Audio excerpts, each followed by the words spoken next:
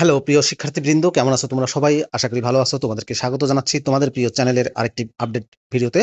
তোমরা যারা এবার 2026 সালে এসএসসি পাস করেছো তাদের জন্য মূলত আজকের এই ভিডিওটি। তোমরা অনেকেই অধীর আগ্রহে একাদশ শ্রেণীতে ভর্তির জন্য অপেক্ষা করতেছো। একাদশে ভর্তির আবেদনের খুঁটিনাটি নিয়ে আজকে কথা বলবো।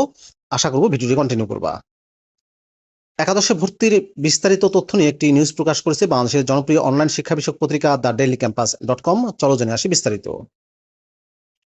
2026-2027 শিক্ষাবর্ষের একাদশ শ্রেণীতে ভর্তির নীতিমালা প্রকাশ করেছে শিক্ষা মন্ত্রণালয় মাধ্যমিক ও উচ্চ শিক্ষা বিভাগ। প্রকাশিত নীতিমালা অনুযায়ী আগামী 2 সেপ্টেম্বর আবেদন গ্রহণ প্রক্রিয়া শুরু হয়ে চলবে 10 সেপ্টেম্বর পর্যন্ত। প্রয়োজনীয় প্রক্রিয়া শেষে ক্লাস শুরু হবে আগামী 23 সেপ্টেম্বর। একাদশ শ্রেণীতে ভর্তির নীতিমালা অনুযায়ী ভর্তির আবেদন, ফল প্রকাশ, ভর্তি ও ক্লাস শুরু সংক্রান্ত শিডিউল অনুযায়ী ভর্তির জন্য অনলাইনে আবেদন গ্রহণ, পুনর্নিরীক্ষণ সহ পুনর্মূল্যায়নের জন্য যারা আবেদন করবে, আবেদনের যোগ্য হলে তাদেরও এই সময়ের মধ্যে আবেদন করতে হবে। 2 সেপ্টেম্বর থেকে 10 সেপ্টেম্বর রাত 10টা পর্যন্ত। পুনর্নিরীক্ষণ সহ পুনর্মূল্যায়নের ফলাফল পরিবর্তিত শিক্ষার্থীদের আবেদন গ্রহণ করা হবে 12 সেপ্টেম্বর থেকে 13 সেপ্টেম্বর রাত 8টা পর্যন্ত। পছন্দক্রম পরিবর্তনের সময়ও থাকবে এই 2 দিনেই। নির্বাচিত শিক্ষার্থীদের ফল প্রকাশ করা হবে আগামী 17 সেপ্টেম্বর রাত 8টায়। এরপর শিক্ষার্থীদের শিক্ষার্থী নিশ্চয়ন না করলে নির্বাচন এবং আবেদন বাতিল হবে। বিষয়টা অবশ্যই মনে রাখবা। তোমরা যদি নির্বাচন নিশ্চয়ন না করো তাহলে কিন্তু নির্বাচন আবেদন দুটোই বাতিল হয়ে যাবে। এটা চলবে শিক্ষার্থীদের ফল প্রকাশের পর থেকে 19 সেপ্টেম্বর রাত 8টা পর্যন্ত। একাদশ শ্রেণীতে ভর্তি নেওয়া হবে 10 সেপ্টেম্বর রবিবার থেকে 22 সেপ্টেম্বর মঙ্গলবার পর্যন্ত। আগামী 23 সেপ্টেম্বর থেকে একাদশ শ্রেণীর ক্লাস শুরু হবে। প্রিয় শিক্ষার্থী, আমরা এবার একাদশ শ্রেণীর ভর্তির নীতিমালা একটু দেখে আসব। এটি হচ্ছে একাদশ শ্রেণীর ভর্তির নীতিমালা।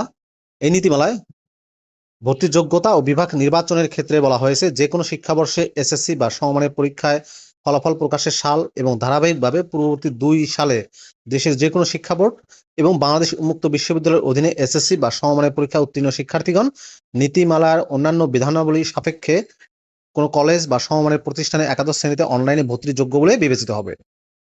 বিদেশি কোনো বোর্ড বা অনুরূপ কোনো প্রতিষ্ঠান হতে সমমানের পরীক্ষা উত্তীর্ণ শিক্ষার্থীগণ মাধ্যমিক ও উচ্চ মাধ্যমিক শিক্ষা বোর্ড ঢাকা কর্তৃক তার সনদের মান নির্ধারণের পর উপনীতি 2.1 এর অধীনে ভর্তির জন্য যোগ্য বিবেচিত হবে। ভর্তির আবেদনে একজন প্রার্থীর বিভাগ নির্বাচন করতে হবে। এক্ষেত্রে বলা হয়েছে বিজ্ঞান বিভাগ হতে উত্তীর্ণ শিক্ষার্থীগণ বিজ্ঞান, মানবিক ও ব্যবসা শিক্ষা বিভাগের যে কোনো একটাতে ভর্তির জন্য বিভাগ নির্বাচন করতে পারবে। আর মানবিক বিভাগ হতে উত্তীর্ণ শিক্ষার্থী মানবিক ও ব্যবসা শিক্ষা বিভাগের যে কোনো একটি এবং ব্যবসা শিক্ষা বিভাগ হতে উত্তীর্ণ শিক্ষার্থীগণ ব্যবসা শিক্ষা ও মানবিক বিভাগের যে কোনো একটি। যে কোনো বিভাগ মানবিক, বিজ্ঞান, ব্যবসায়িক শিক্ষা থেকে উত্তীর্ণ শিক্ষার্থীরা ইসলামী শিক্ষা, গার্হস্থ্য বিজ্ঞান ও সঙ্গীত বিভাগের যে কোনো একটি নিতে পারবেন। মাদ্রাসা শিক্ষা বোর্ড থেকে বিজ্ঞান বিভাগে উত্তীর্ণ শিক্ষার্থী বিজ্ঞান, মানবিক ও ব্যবসায় শিক্ষা বিভাগের যে কোনো একটি এবং সাধারণ ও মুজাব্বিদ মাহির বিভাগ থেকে উত্তীর্ণ শিক্ষার্থীরা বিজ্ঞান বিভাগ ব্যতীত যে কোনো একটি।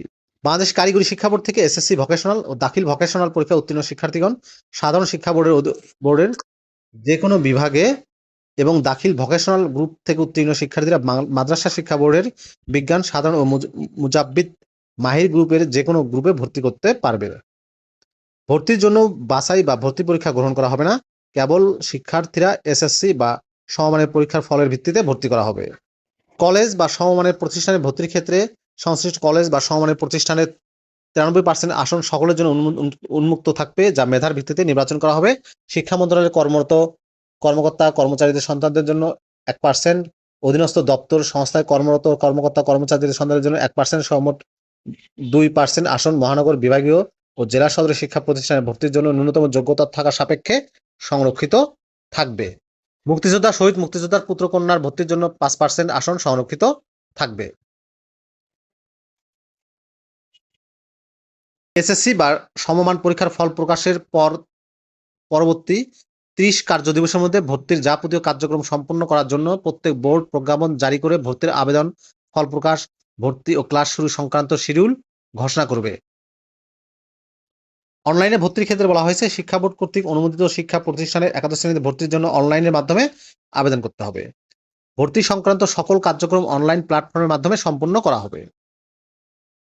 বিজ্ঞপ্তি, ভর্তি ও ফির ক্ষেত্রে বলা হয়েছে উপনীতি 4.2 অনুসরণপূর্বক কলেজ বা সমমানের প্রতিষ্ঠান বোর্ড কর্তৃক নির্ধারিত আসন সংখ্যা, বিজ্ঞান, মানবিক ও ব্যবসায় শিক্ষা বিভাগ, শিফট, ছাত্রছাত্রী সহশিক্ষা ভার্সনের বোর্ড কর্তৃক নির্ধারিত ভর্তি ফি, অনুমোদিত অন্যান্য সকল ফি, ভর্তির ন্যূনতম যোগ্যতা ইত্যাদি তথ্যসমূহ ভর্তি বিজ্ঞপ্তিতে উল্লেখ করে প্রতিষ্ঠানের নোটিশ বোর্ড ও ওয়েবসাইটে প্রকাশ করবে।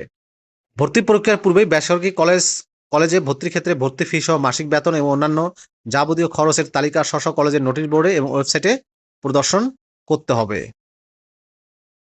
ভর্তির আবেদন ফল প্রকাশ, ভর্তি ক্লাস শুরুর ক্ষেত্রে বলা হয়েছে সংশ্লিষ্ট শিক্ষা বোর্ডের পূর্বানুমতি ছাড়া একাদশ শ্রেণীতে ভর্তিকৃত কোনো ছাত্র ছাত্রী ছাড়পত্র ইস্যু করা যাবে না, কিংবা বোর্ডের পূর্বানুমতি ব্যতীত শিক্ষা প্রতিষ্ঠানের কর্তৃক ইস্যুকৃত ছাড়পত্রের মাধ্যমে ভর্তি করা যাবে না। ছাড়পত্র টিসির মাধ্যমে ভর্তির ক্ষেত্রে কলেজ বা সমমানের প্রতিষ্ঠান কর্তৃপক্ষকে এ ধরনের ভর্তিকৃত শিক্ষার্থী ভর্তির 15 দিনের মধ্যে রেজিস্ট্রেশন ফি সহ প্রয়োজনীয় কাগজপত্র সংশ্লিষ্ট শিক্ষা বোর্ডে জমা দিতে হবে। প্রিয় শিক্ষার্থীবৃন্দ, এই ছিল মূলত একাদশে ভর্তির নীতিমালার বিস্তারিত তথ্য। ভিডিওটি কেমন লাগলো অবশ্যই কমেন্ট করে জানাবা। ভালো থাকবা সবাই, আল্লাহ হাফেজ।